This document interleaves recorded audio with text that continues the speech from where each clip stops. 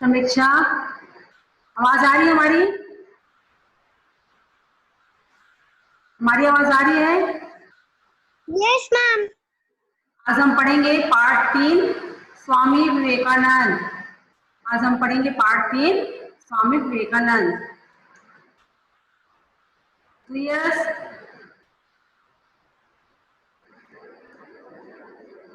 आवाज आ रही है हमारी?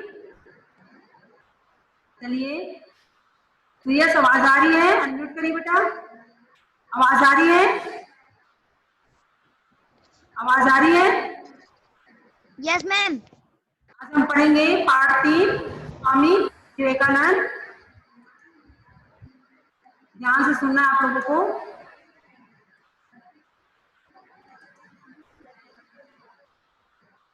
चलिए,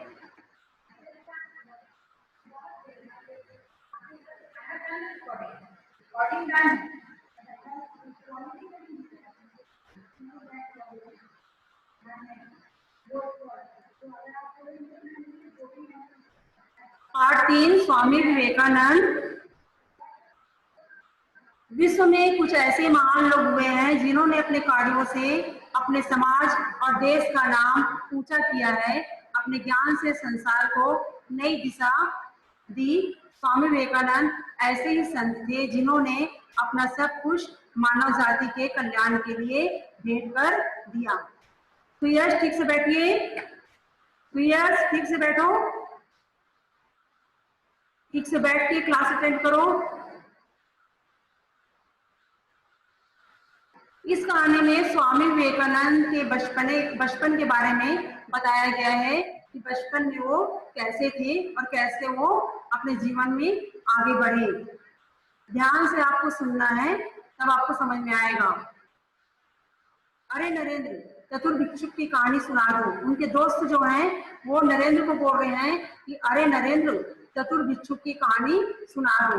नरेंद्र मना कर रहे हैं, नहीं नहीं, गुरुजी आने वाले हैं।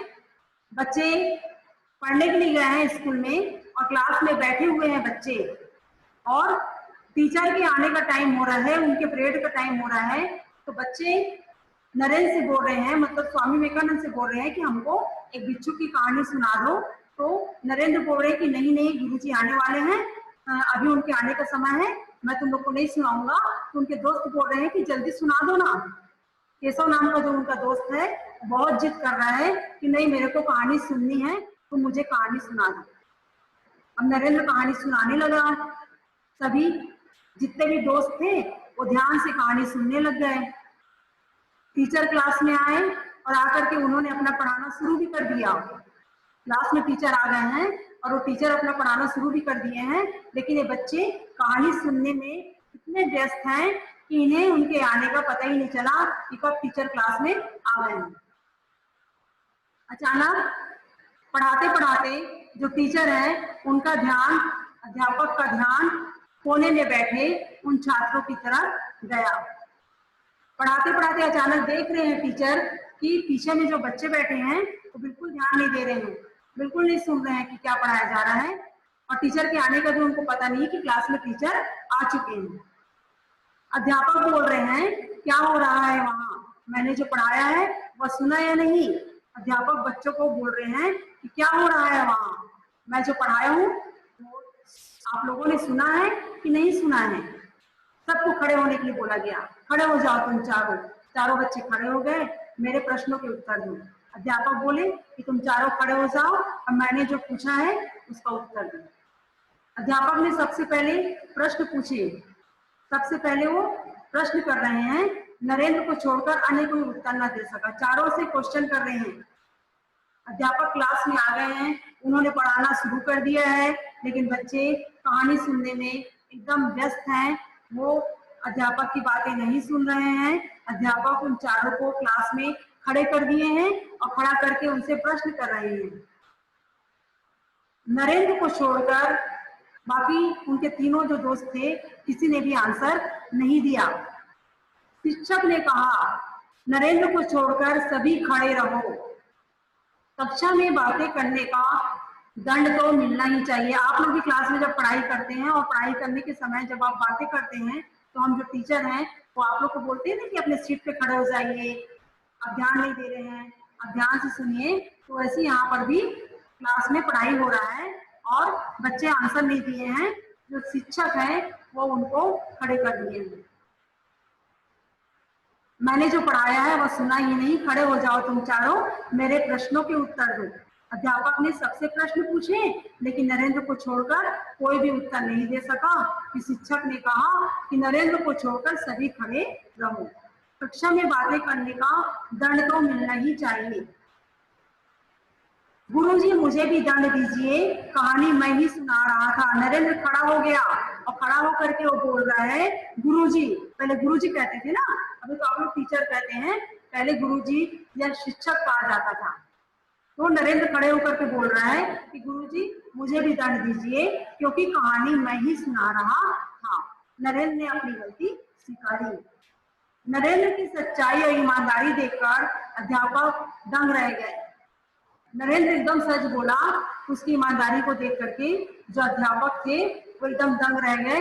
उनको आश्चर्य हुआ कि बच्चा अपने से गलती बता रहा है कि मैंने ये गलती किया है।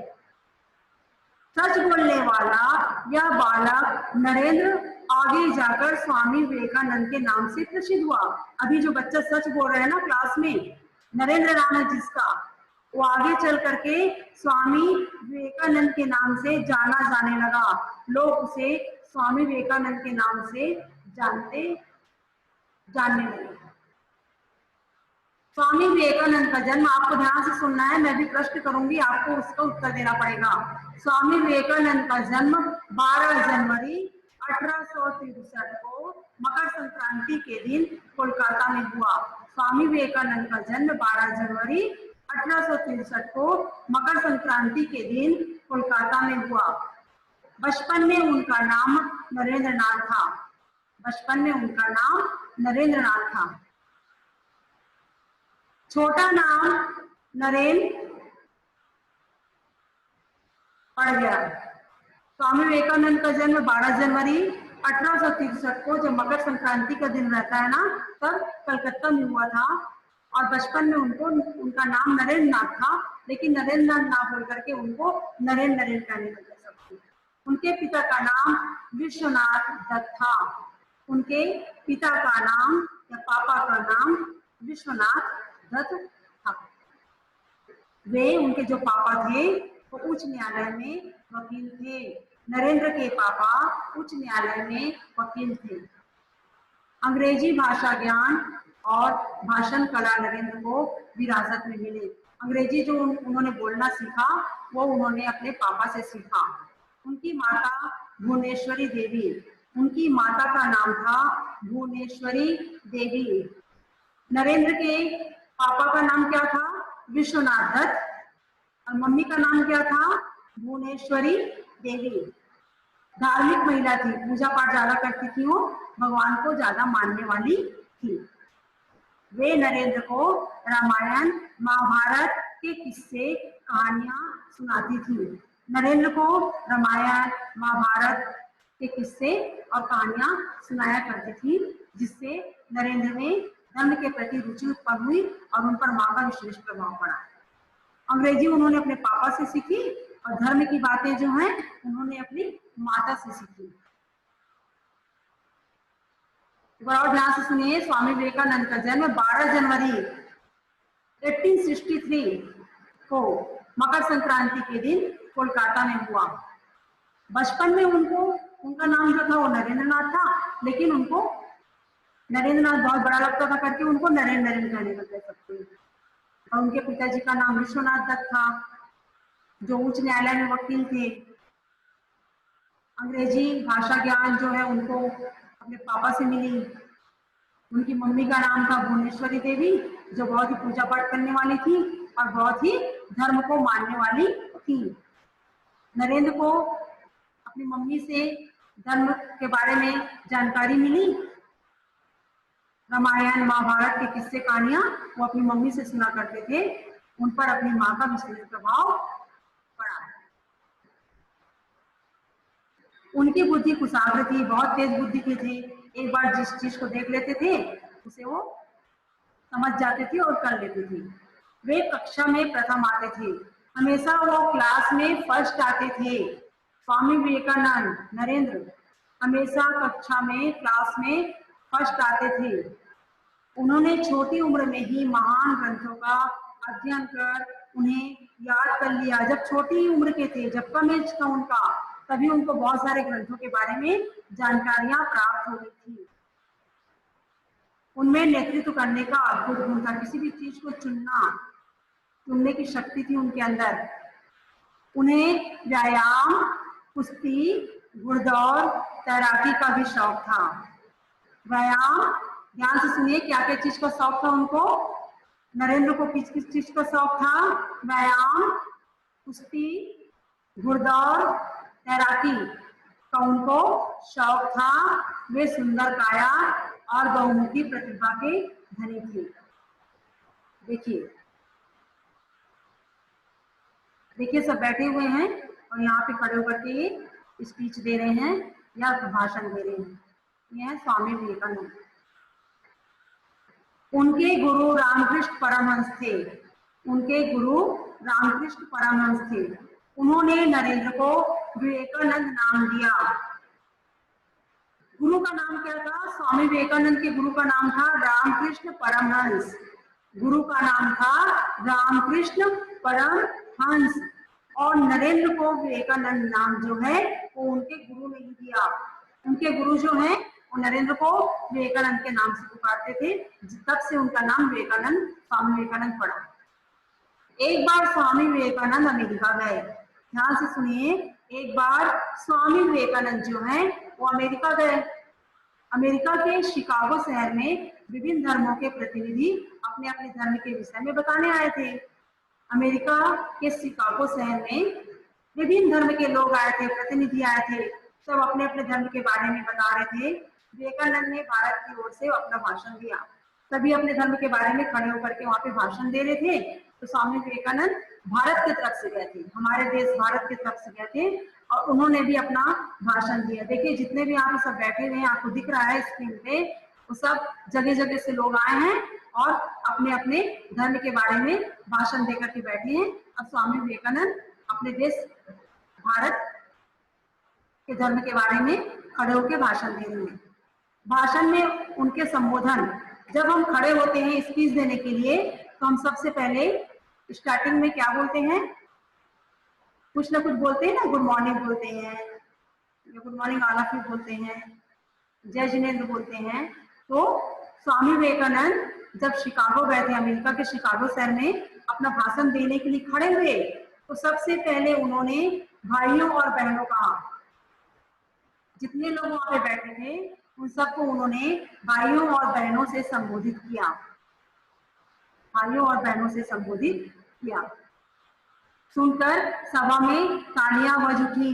उनके भाइयों और बहनों शब्द को सुनकर, भाइयों और बहनों शब्द को सुनकर जितने भी वहां बैठे थे सब लोगों ने तालियां बजाई और पूरा ताली ताली का आवाज वहां पर सुनाई पड़ने लग गया।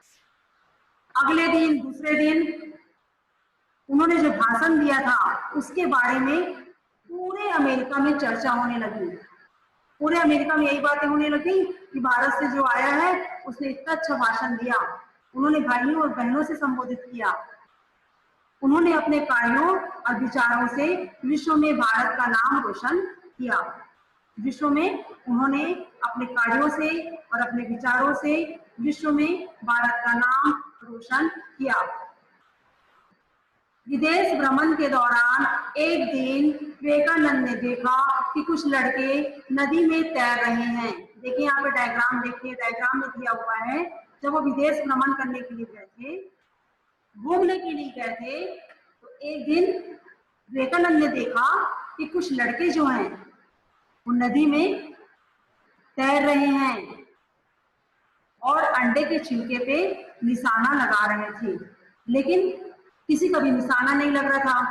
कोई भी बच्चे ठीक से निशाना नहीं लगा पा रहे थे। विवेकानंद जी उनके पास गए और लगातार कई बार सही निशाने लगाए, ध्यान से सुनिए। विदेश भ्रमण के दौरान जब विदेश घूमने गए थे उस समय एक दिन विवेकानंद ने देखा कि कुछ लड़के जो हैं वो नदी में तैर रहे अंडे के छिलके पर निशाना लगा रहे थे। नदी में जो अंडे का छिलका तैर रहा था उस पर वो निशाना लगा रहे थे, लेकिन किसी का भी निशाना ठीक से नहीं लग पा रहा था। विवेकानंद जी उन बच्चों के पास गए और उन्होंने निशाना लगाया और कई बार निशाना लगाया और उनका सही निशाना लगा। उन लड़कों ने हैरानी से पूछा, वो बच्चे जो हैं वो एकदम हैरान हो गए कि हम इतने बार निशाना लगा रहे हैं, हमारा निशाना नहीं लग रहा है। और स्वामी विवेकानंद ने बार बार निशाना लगाया और बार बार उनका निशाना लगा। तो एकदम हैरानी से विवेकानंद से पूछ रहे हैं, आप ऐसा कैसे कर लेते हैं, सारे निशाने ठीक कैसे लगा लिए। बच्चे पूछ रहे हैं विवेकानंद से कि आप ऐसा कैसे कर लेते हैं, सारे निशाने ठीक कैसे लगा लिए। तब उन्होंने कहा, अपना पूरा ध्यान काम पर लगाओगे तो सफलता जरूर मिलेगी। स्वामी विवेकानंद उन बच्चों से कह रहे हैं कि अगर आप अपना पूरा ध्यान काम पर लगाओगे, जो काम आप करने जा रहे हो, अगर पूरा ध्यान उस काम पर लगाओगे तो सफलता जरूर मिलेगी, तो सफलता जरूर मिलेगी। सुयश ठीक से बैठिए, जैसे आप क्लास में बैठते हैं ठीक से बैठ के क्लास अटेंड करिए। ठीक से बैठिए सुयश, नहीं तो आपको समझ में नहीं आएगा। वे केवल एक संत ही नहीं, देशभक्त, वक्ता, विचारक, लेखक भी थे। स्वामी विवेकानंद खाली एक संत नहीं थे, वे देशभक्त भी थे, अच्छे बोलने वाले भी थे, अच्छे विचारक भी थे और अच्छे लेखक भी थे। उनका संदेश था, स्वामी विवेकानंद का संदेश था, उठो, जागो और तब तक ना रुको जब तक मंजिल प्राप्त ना हो जाए। उठो, जागो और तब तक ना रुको जब तक मंजिल प्राप्त ना हो जाए। बताइए सुयश, कोई प्रॉब्लम है आपको? समझ में आया? अनम्यूट करो बेटा। समझ में आया? Yes ma'am. एक बार और समझा रहे हैं, ध्यान से सुनेंगे आप लोग। Yes ma'am. और समझा रहे हैं पाठ को, ध्यान से समझना है आप लोगों को। समीक्षा समझ में आ रहा है? Samiksha? Yes ma'am. Yes ma'am. Swami Vivekananda पाठ आपको समझ में आया? Yes ma'am. एक बार और समझा रहे हैं, ध्यान से सुनना। मैम आपकी चलिए,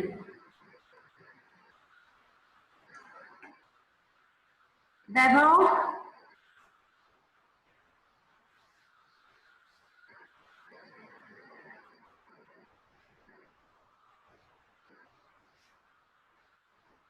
निश्चय,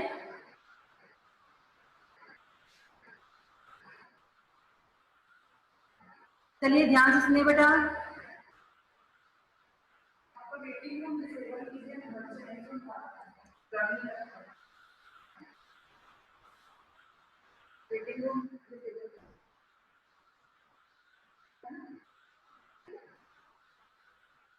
चलिए,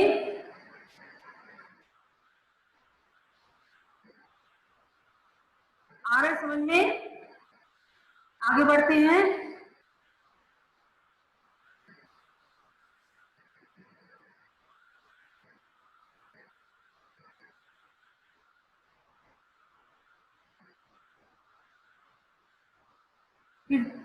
कीर्ति, अनम्यूट करो अपने आप को। आ रहा है समझ में? अपूर्व, समझ में आ रहा है? आरुष, अनम्यूट करिए अपने आप को। Yes ma'am. आवाज आ रही है हमारी? ये म्यूटेड है। Yes yes ma'am. समझ में आया आपको? Yes ma'am. Yes ma'am. Okay. अगर अपूर्व, समझ में आ रहा है आपको? Ma'am laddu is not. समझ में आ रहा है? हमारी आवाज आ रही है? मार दूंगा। आगे बढ़ते हैं, बातें नहीं करिए।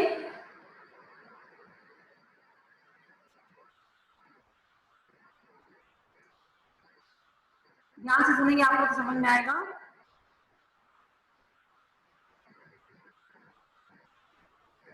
ध्यान देना है आपको।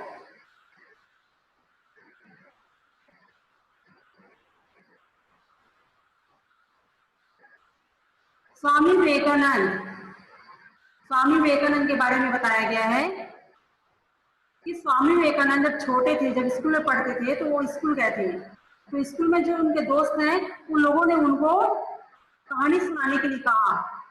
तो वो बोल रहे हैं कि अभी मैं नहीं सुनाऊंगा, अभी अध्यापक के आने का टाइम हो गया है, वो क्लास लेने वाले हैं, बाद में सुनाऊंगा। लेकिन उनका दोस्त केशव बहुत जिद कर रहा है, तो नरेंद्र बोल रहे हैं कि चलो ठीक है सुनाता हूँ। वो चारों बच्चे क्लास में सबसे लास्ट बेंच में बैठ गए और स्वामी विवेकानंद जो है, नरेंद्र जो है, वो कहानी सुनाने लग गए और बच्चे कहानी सुनने लग गए। अध्यापक क्लास में आ गए, उन्होंने पढ़ाना शुरू कर दिया, लेकिन इन बच्चों को पता भी नहीं चला कि कब अध्यापक क्लास में आए, कब उन्होंने पढ़ाना शुरू कर दिया, क्योंकि ये कहानी सुनने में व्यस्त थे। बाद में पढ़ाते पढ़ाते अचानक अध्यापक ने देखा कि वो लास्ट में जो बच्चे बैठे हुए हैं वो अपने आप में मस्त हैं, वो सुन ही नहीं रहे हैं कि उन्होंने क्या पढ़ाया। वो वहां पे गए और वहां पे जाकर के बच्चों से प्रश्न कर रहे हैं कि क्या हो रहा है वहां, मैंने जो पढ़ाया है वह सुना या नहीं। और सब चारों बच्चों को उन्होंने खड़े कर दिया और बोल रहे हैं कि मैं जो प्रश्न पूछ रहा हूँ उसका उत्तर दो। अध्यापक ने प्रश्न पूछा। प्रश्न पूछने के बाद जो तीनों दोस्त थे उन्होंने कोई आंसर नहीं दिया, नरेंद्र ने आंसर दिया। तो अध्यापक ने नरेंद्र को बैठने के लिए कहा और बाकी बच्चों को बोला कि तुम लोग खड़े रहो।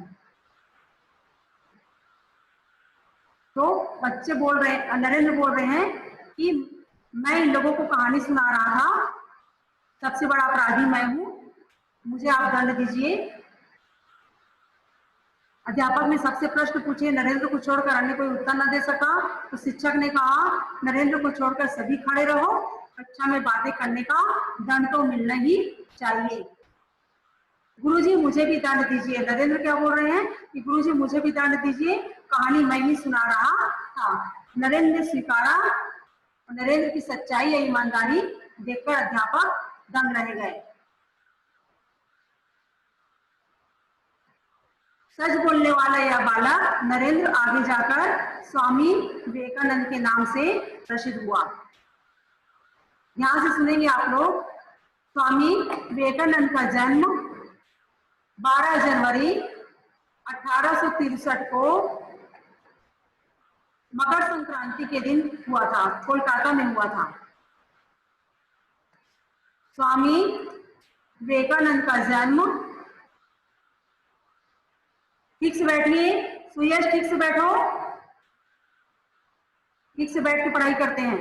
स्वामी विवेकानंद का जन्म 12 जनवरी 1863 को मकर संक्रांति के दिन कोलकाता में हुआ। बचपन में उनका नाम नरेंद्र नाथ था, लेकिन उन्हें नरेंद्र के नाम से पुकारते थे सब कोई। उनके पिताजी का नाम विश्वनाथ दत्त था, जो उच्च न्यायालय में वकील थे और उन्हें अंग्रेजी बहुत अच्छी आती थी, इसलिए नरेंद्र ने भी अपने पापा से अंग्रेजी बोलना सीख लिया। उनकी मम्मी का नाम था भुवनेश्वरी देवी, जो बहुत पूजा पाठ करती थी, बहुत भगवान को मानती थी। तो नरेंद्र भी धार्मिक प्रवृत्ति के हो गए और माँ का उन पर विशेष प्रभाव पड़ा। नरेंद्र जो है वो बहुत ही कुशाग्र बुद्धि के थे, बहुत तेज बुद्धि के थे। वो हमेशा कक्षा में प्रथम आते थे। उन्होंने छोटी उम्र में ही महान ग्रंथों का अध्ययन कर लिया और उनको याद भी कर लिया। बड़े बड़े श्लोक, बड़े बड़े चौपाई, दोहे, जो भी चीजें होती है ना धार्मिक, वो सब उन्होंने बहुत जल्दी, बहुत छोटे उम्र में ही याद कर लिया और पढ़ लिया। उन्हें व्यायाम, कुश्ती, घुड़दौड़ और तैराकी करने का शौक था।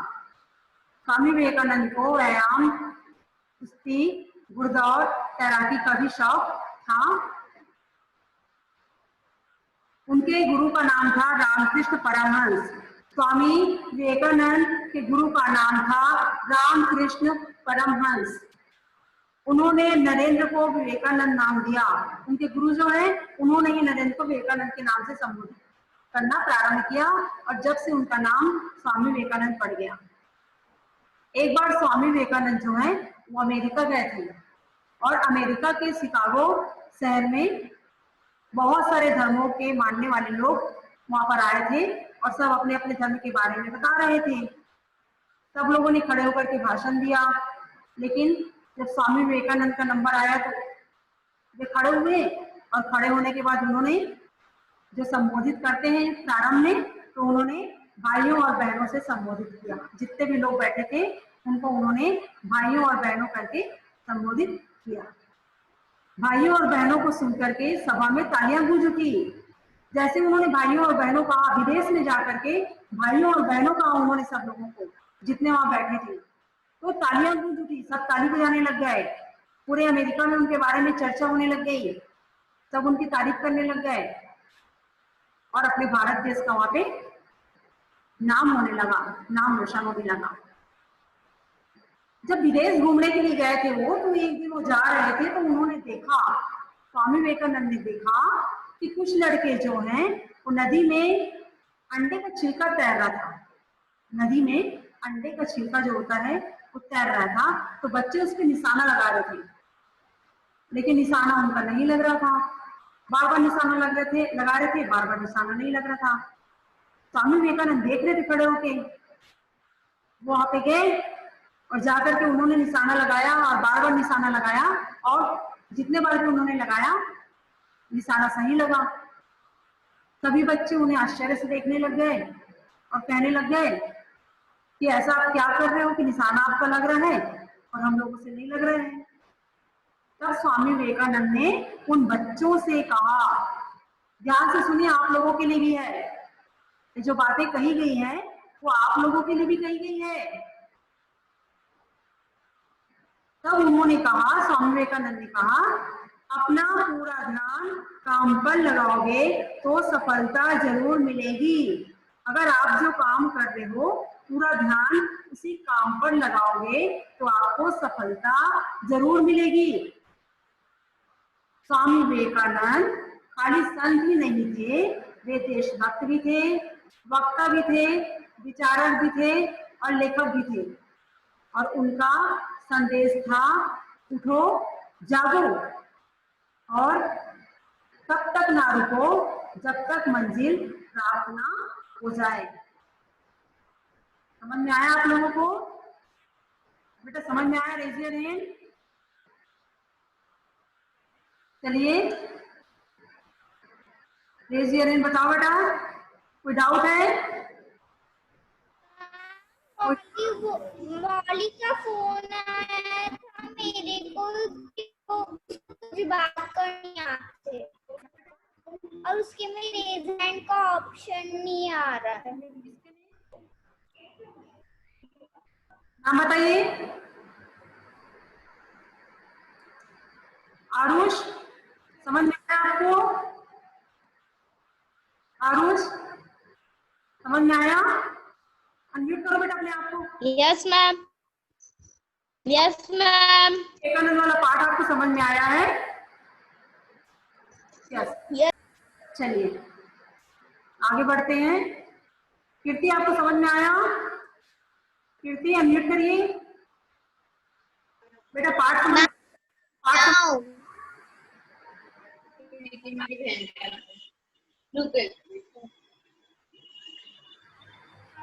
मौली, पाठ समझ में आया? मैम पर मुझे नहीं किए म्यूट। यस ठीक है। चलिए बेटा समझ में आया? क्या? मैम, हाँ बोलिए। मैम मैं काव्या हूँ। काव्या, काव्या समझ में आया? वही पूछ रहे हैं आपसे। आपका नाम कीर्ति लिखा है ना? समझ में आया? Ma'am yes ma'am. चलिए आगे बढ़ते हैं। रक्षिता, आपको समझ में आया? अनम्यूट करो बेटा। समझ में आया? Yes ma'am. बेटा आपका नाम चेंज नहीं है यहाँ पर, अटेंडेंस कैसे लगेगा आपका? कि मैम लैपटॉप ओके ओके ठीक है, मैम क्योंकि मैकबुक कर लीजिएगा, ठीक। चलिए,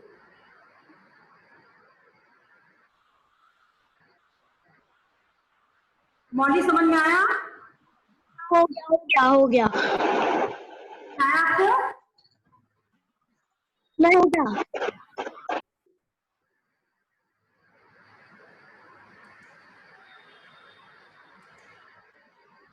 आगे बढ़ते हैं। देखिए, भिक्षुक का मतलब होता है भिक्षा मांगने वाला। भिक्षुक का मतलब होता है भिक्षा मांगने वाला। हट यानी जिद। श्रोता, श्रोता किसे कहते हैं? सुनने वाला। जो सुनता है उसे कहते हैं श्रोता। अध्यापक, शिक्षक। सहपाठी किसे कहते हैं? साथ में जो पढ़ता है हमारे, उसे सहपाठी कहते हैं। कुशाग्र, तेज। कुशाग्र का मतलब होता है तेज। बहुमुखी, अनेक विषय या रुचि आदि में प्रयोग होने वाली। जिसको और चीजों का नॉलेज होता है उसे बहुमुखी कहते हैं। प्रतिभा, समझ समझ समझ होता है और बुद्धि होता है। प्रतिभा, समझ, बुद्धि। वक्ता किसे कहते हैं? बोलने वाला को। जो बोलते हैं उन्हें वक्ता कहते हैं, और जो सुनता है उसे श्रोता कहते हैं। जो सुनता है उसे श्रोता कहते हैं, और जो बोलता है उसे वक्ता कहते हैं। संदेश, संदेश का मतलब होता है प्रेरणा या उपदेश देने वाला विचार। संदेश का मतलब होता है प्रेरणा या उपदेश देने वाला विचार। समझ में आया? रक्षिता,